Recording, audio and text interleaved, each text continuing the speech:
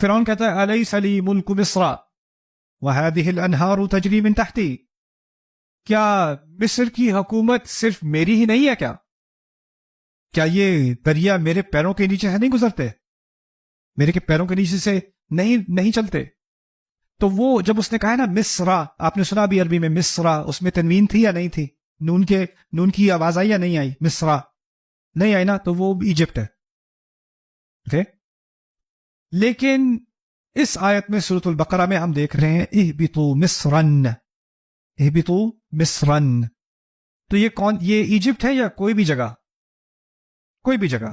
اچھا، کوئی بھی جگہ کے لیے عربی میں اور الفاظ بھی استعمال ہو سکتے تھے. یہاں کہا جا سکتا تھا اہبطوا ارضن، کوئی بھی زمین، اہبطوا بلدن، کوئی بھی زمین، اہبطوا قطعة من الارض، کوئی بھی خطہ زمین کا، اہبطوا قریة، اہبطوا مدینة. بہت سارے الفاظ تھے، لیکن اللہ نے ان تمام الفاظ میں سے ایک لفظ چنا، وہ کیا ہے؟ مصرن، جو کس کے قریب ہے؟ مصر کے قریب ہے. تو جان بوجھ کر ایک ایسا لفظ چنا گیا جو مصر کے قریب ہے. اور جگہوں پہ یہ لفظ اس طرح استعمال ہوا، واحد ایک جگہ استعمال ہوا ہے. تو اب اس سوچنے کی کوشش کرتے ہیں کہ جو لفظ ایجپٹ کے ملک مصر کے اتنا قریب ہے مصر ہوئے بغیر، اس لفظ کا یہاں استعمال کیوں کیا جا رہا ہے؟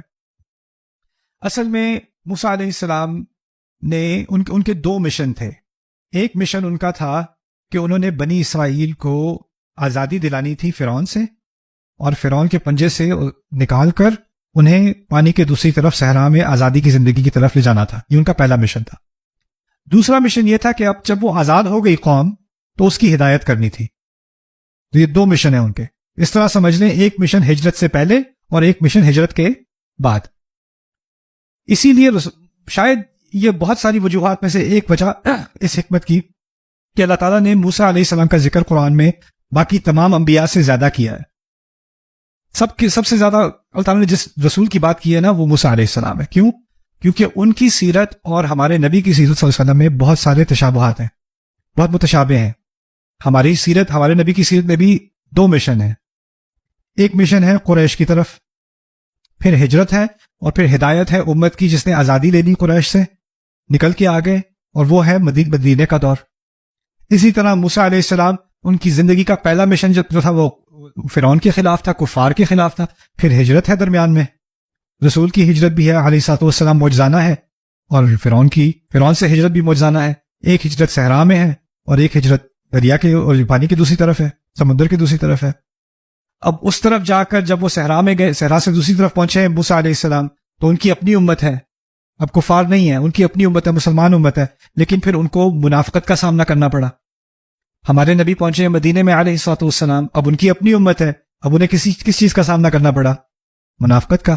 تو یعنی ان کا ایک بلو پرنٹ جو ہے نا کہ اس تجربے سے جس سے آپ گزر رہے ہو، اس سے میرے رسول موسیٰ پہلے گزر چکے ہیں. اور پھر موسیٰ علیہ السلام کی اور خصوصیات میں سے یہ بھی ہے کہ ان پر تورات نازل ہوئی جس میں اللہ تعالیٰ کے احکام تھے، اور رسول صلی اللہ علیہ وسلم پر قرآن نازل ہوا جس میں اللہ تعالیٰ کے احکام ہے. تو دونوں میں ایک بہت زیادہ تشابہ ہے دونوں سیرتوں میں. لیکن خیر، آزادی حاصل کرنے سے پہلے بنو اسرائیل کہاں پر تھے؟